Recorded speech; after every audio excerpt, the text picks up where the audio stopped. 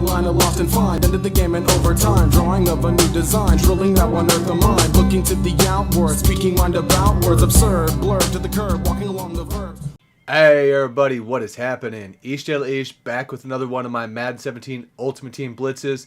We are going to be again in the Nickel 245. We're going to be today looking at the Buck Slant 3. This was a popular blitz, you know, last year when they were kind of more like nano-ish, or, you know, I mean, at least that later version of them. But this year, I'm sure there's still people running this. I'm sure there's setups. This is the way I run it. I don't know if this is close to other setups, but I'll give it to you what I got. I don't really scout other people's stuff, so I really do not know, honestly. Nickel 245 here, Buck Slant 3. We will do this again. We want to get a blocked running back out here, so I think doubles has a set for that, and yeah, there we go, the Y cross. So I go out here, I base a line on this, I shift my linebackers to the left, I press, and then I slide left with my crash slant left with my defensive line. So it ends up looking like that. Again, so basic with a lot of the blitzes for cover 3, you're going to see a lot of that, the way the purples are out there and you got the middle. You can, and again, which I didn't really say much in the last video, you can always shade underneath, switch to that if you really think that the guys are going to be hitting the flats for you, and that'll turn those into purples. And then if you go back to over the top though, you'll get, you get some clouds instead. So you'll lose the purples on that, so make sure if you make that change, you're not going to get those back, but you will get clouds that way. Then you go back again underneath and you'll see they say hard flat. So that's kind of how you get within that function of it.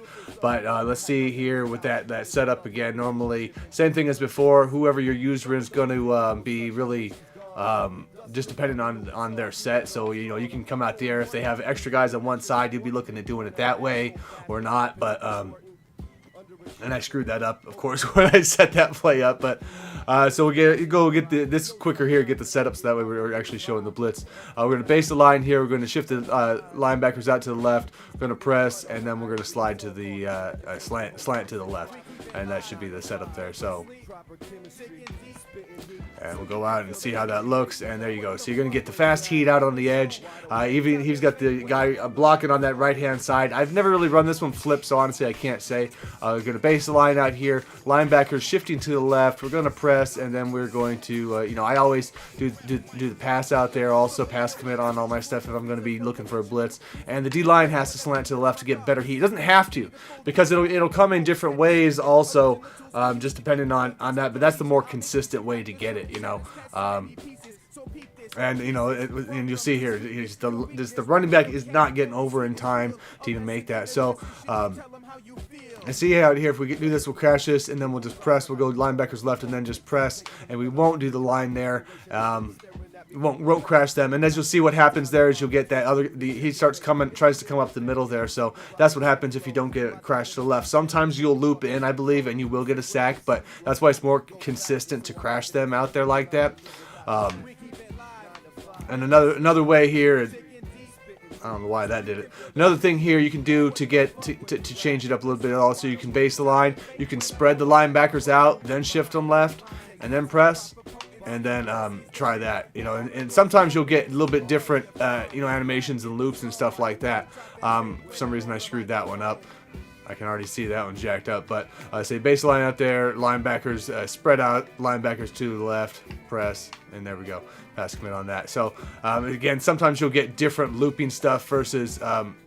And I changed the animation on it versus that. So that time it was the edge blitz on it, but I did shift the defensive line out to the left, which is, again, you're going to get a heavier crash when you do that. You can always shift them also if you want, but I try to keep the steps limited, so that's kind of on you if you want, how much you really want to do it that way. Bring it up here, then shift them there, and then down. So pass commit on that. So that's pretty much the look of it there. Even if we get the crash left on it. So just depending on where the setup is, see, and that time 55 came in right there so fast he hit that invisible wall doing it that way. So again, we're doing that's just base the lining, spreading the linebackers out before you shift them left, and then press them and crash the D-line left. So the difference between the two is just basically if you want to spread the defense or the linebackers out beforehand. But either way, after that, you want to shift the linebackers left, press them, and then you want to pass commit on that one there. You know, I like to hover out in this way, hold LT and all that. I kind of like this. I find this is the best spot to kind of hover if you're going to be doing that, you know, in that look. But you see, I don't know where the running back going and all that. He just totally took off. So it's going to be effective kind of coming in either way. So I don't know.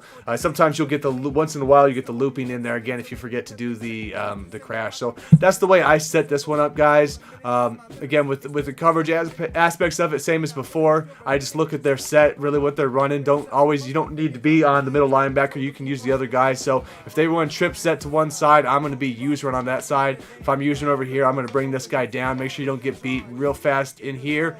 But other than that, you want to just make sure you get the outside, so it's an easier place to go out and play coverage also. So just depending on what you want to do. See, he's coming in and that way and getting the loop. Then that's what you spread it out that way. So kind of how you want to do your setups on these is up to you on that end of it. For the most part, the basic one, though, again, is just to base the linebackers left, press, and then D-line left. It's probably the easiest one to do. That's still going to be consistent. That's going to come in with all the other, see right there again, that you can get. So thanks for checking this one out, guys. And, best of luck to you guys out there on the field. See you next time. Peace.